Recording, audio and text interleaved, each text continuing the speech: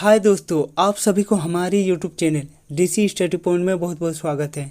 आज का हमारा यह वीडियो बहुत ही खास होने वाला है क्योंकि आज हम इस अनऑफिशियल सेट में ऐसे क्वेश्चनों को लाए हैं जो एग्जाम के दृष्टिकोण से सभी क्वेश्चन भी आए होगा। ऐसा क्वेश्चन और सॉल्यूशन आप लोगों को और कहीं नहीं मिलेगा। तो दोस्तों, इस वीडियो को शुरू से अंत तक देखें और इन सभी क्वेश्चनों को अपने कॉपी में नोट डाउन कर लें।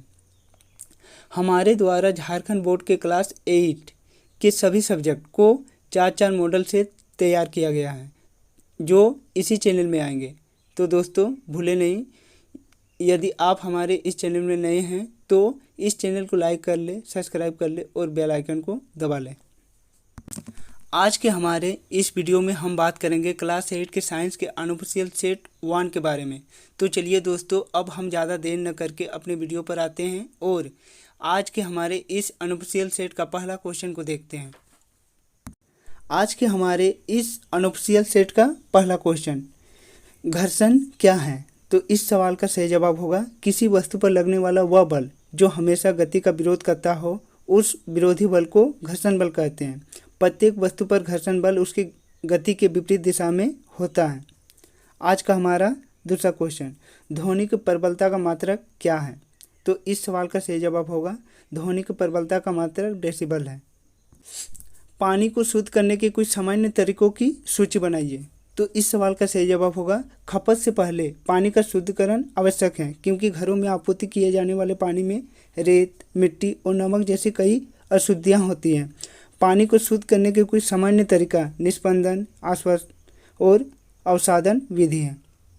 आज का हमारा अगला क्वेश्चन नंबर 4, वनोन्मूलन से वर्षा दर किस प्रकार कम हुई है? समझाइए।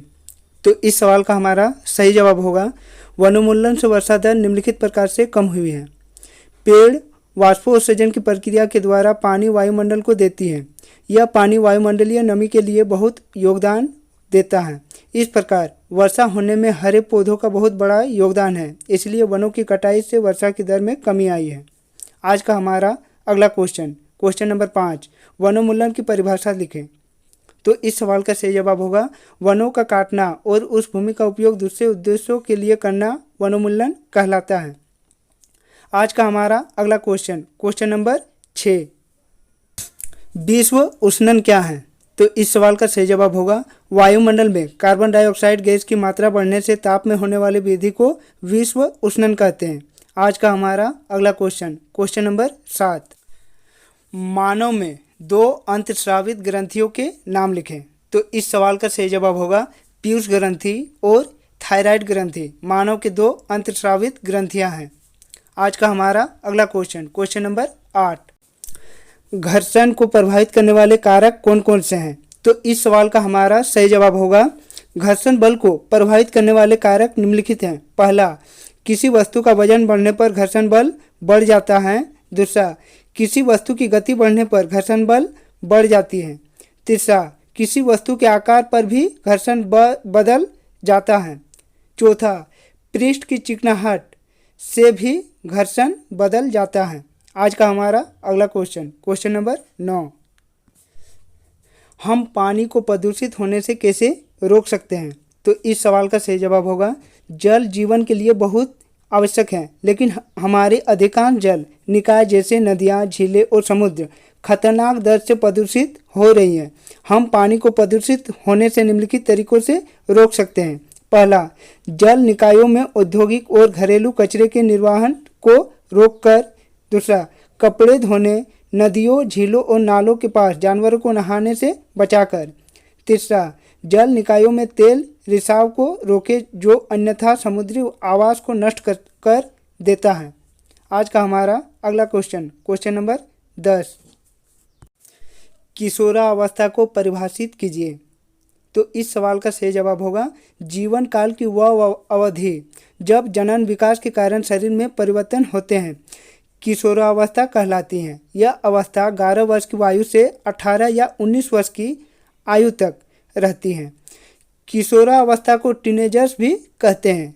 लड़कियों में यह अवस्था लड़कों की अपेक्षा 1 या 2 वर्ष पूर्व प्रारंभ हो जाती है। यह अवस्था की अवधि विभिन्न व्यक्तियों में भिन्न भिन्न होती है। आज का हमारा अगला क्वेश्चन नंबर 11। मान लीजिए आप एक अंधेरे कमरे में हैं। क्या आप कमरे के वस्तुओं को देख सकते हैं? क्या आप कमरे के बाहर वस्तुओं को देख सकते हैं? व्याख्या कीजिए। तो इस सवाल का सही जवाब होगा नहीं, अंधेरे में कुछ दिखाई नहीं देता है, क्योंकि कमरे में पड़ी वस्तुओं पर कोई प्रकाश नहीं पड़ता है और ना ही वह समय प्रकाश उत्सर्जित करती हैं, इसलिए अंधेरे कमरे में कुछ नहीं दिखाई देती हैं।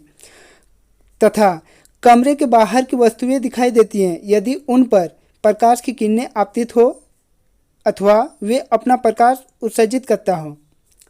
आज का हमारा अगला क्वेश्चन नंबर 12। नियमित तथा विस्तृत परावर्तन में अंतर बताइए। तो इस सवाल का हमारा सही जवाब होगा नियमित तथा विस्तृत परावर्तन में निम्नलिखित अंतर है। नियमित परावर्तन में पहला, समतल और चिकने पृष्ठ पर परावर्तन होता है। विस्तृत परावर्तन में पहला, विषम और अनियमित पृष्ठ पर परावर्तन होता है। नियमित परावर्तन में दूसरा, परावर्तित किरणें समांतर होती हैं। विस्तृत परावर्तन में दूसरा, परावर्तित किरणें असमांतर होती हैं। तो दोस्तों उसके बाद तीसरा पॉइंट भी आप लोग लिख सकते हैं, आप फिगर ड्रॉ कर सकते हैं। तीसरा पॉइंट में फिगर ड्रॉ कर लीजिएगा। हम लोग चलते हैं क्वेश्चन नंबर 13 पर। आज के हमारे इस सेट के क्वेश्चन नंबर 13, चिड़ियाघर और वन्य प्राणी अभयारण्य में क्या अंतर है? तो इस सवाल का सही जवाब होगा चिड़ियाघर और वन्य प्राणी अभयारण्य दोनों में ही जंगली जानवर किसी भी प्रकार के विक्षोभ से सुरक्षित रहते हैं, परंतु वन्य प्राणी अभयारण्य में जंतु प्राकृतिक आवास में रहते हैं और उन्हें प्राकृतिक रूप में उपलब्ध भोजन दिया जाता है।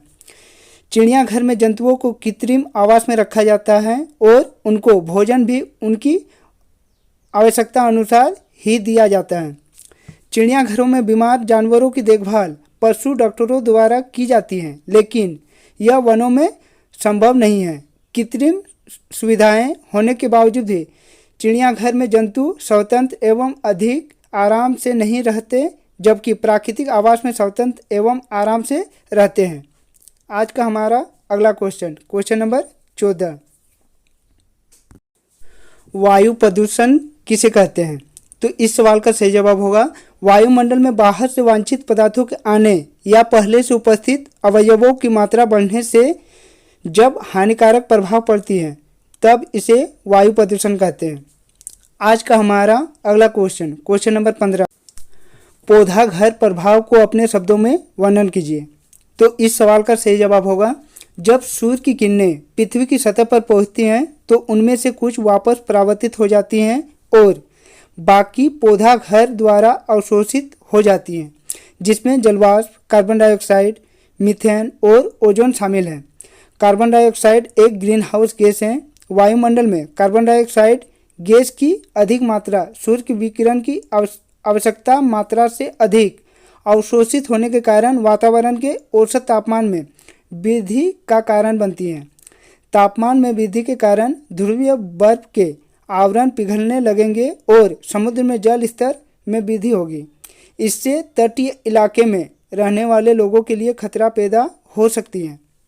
आज का हमारा अगला क्वेश्चन नंबर 16, आकाश में तड़ित तथा मेघ गर्जन की घटना एक समय पर तथा हमेशा समान दूरी पर घटित होती हैं। हमें तड़ित पहले दिखाई देती हैं तथा मेघ गर्जन बाद में सुनाई देती हैं। क्या आप इसकी व्याख्या कर सकते हैं? तो इस सवाल का सही जवाब होगा आकाश में तड़ित तथा मेघ गर्जन की घटना एक समय पर तथा समान दूरी पर घटित होती हैं। हमें तड़ित मेघ गर्जन सुनने की अपेक्षा पहले दिखाई देती हैं। इसका कारण यह है कि प्रकाश की चाल ध्वनि की चाल से काफ़ी अधिक है, इसलिए वह हमें आवाज़ सुनाई देने से पहले दिखाई देने लगती हैं। आज का हमारा अगला क्वेश्चन नंबर 17, व्याख्या कीजिए सर्पी घर्षण स्थैतिक घर्षण से कम क्यों होता है? तो इस सवाल का सही जवाब होगा सर्पी घर्षण स्थैतिक घर्षण से कम होता है क्योंकि जब कोई वस्तु गतिज अवस्था में होती है तो उसकी ऊपरी सतह के संपर्क बिंदुओं को समय नहीं मिल पाता है कि वे जमीन या फर्श के संपर्क बिंदुओं में धंस सके। इस कारण सर्पी घर्षण स्थैतिक घर्षण से कुछ कम होता है। उदाहरण, किसी ब्लॉक को गतिज अवस्था में लाने की अपेक्षा पहले से ही गतिमान ब्लॉक की गति बनाए रखना सरल होता है। हमारा आज का अगला क्वेश्चन नंबर 18। वर्णन कीजिए कि आप अपने नेत्रों की देखभाल कैसे करेंगे। तो इस सवाल का सही जवाब होगा, नेत्रों की देखभाल हम निम्नलिखित तरीकों से कर सकते हैं। पहला, अपने नेत्रों को बार बार स्वच्छ जल से धोना चाहिए। दूसरा, सूर्य या किसी शक्तिशाली प्रकाश स्रोत को कभी भी सीधा नहीं देखना चाहिए। तीसरा, यदि हमारी आंखों में कोई भी समस्या हो तो हमें किसी नेत्र विशेषज्ञ के पास जाना चाहिए। चौथा, नेत्रों की नियमित जांच करानी चाहिए। पांचवा, पाठन सामग्री को सदैव दृष्टि के सामान्य दूरी पर रखकर पढ़ना चाहिए। अपनी पुस्तक को नेत्रों के बहुत समीप लाकर अथवा उसे बहुत दूर रखकर नहीं पढ़ना चाहिए। चौथा, नेत्रों के लिए बहुत कम या बहुत अधिक प्रकाश हानिकारक होती है। सातवां, अपने नेत्रों को कभी मत रगड़िए। यदि आपके नेत्रों में कोई धूल का कण गिर जाए तो नेत्रों को स्वच्छ जल में धोइए। यदि कोई सुविधा ना हो तो डॉक्टर के पास जाइए। आज का हमारा अगला क्वेश्चन नंबर 19। ऋतुस्राव क्या है, वर्णन कीजिए। तो इस सवाल का हमारा सही जवाब होगा, ऋतुस्राव स्त्रियों में यौनारंभ पर अंडाणु परिपक्व होने लगती हैं। अंडाशयों में एक अंडाणु परिपक्व होता है तथा लगभग 28 से 30 दिनों के अंतराल पर किसी एक अंडाशय द्वारा निषेचित होता है। इस अवधि में गर्भाशय की दीवार मोटी हो जाती है।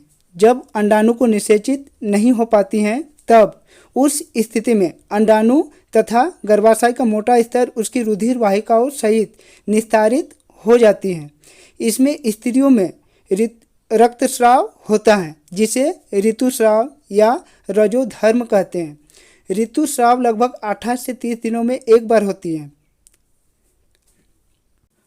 कमेंट बॉक्स में कमेंट करके हमें बताइए कि आपको हमारा आज का वीडियो कैसा लगा। यदि अच्छा लगा हो तो इस चैनल को सब्सक्राइब कर ले और बेल आइकन को दबा ले। और हाँ, अपने दोस्तों को ज़्यादा से ज़्यादा शेयर करें ताकि उसे भी इससे लाभ हो और वह भी अच्छा नंबर प्राप्त कर सके। तो चलिए दोस्तों, अब हम एक और नए वीडियो के साथ आपके साथ मिलते हैं। तब तक के लिए बाय।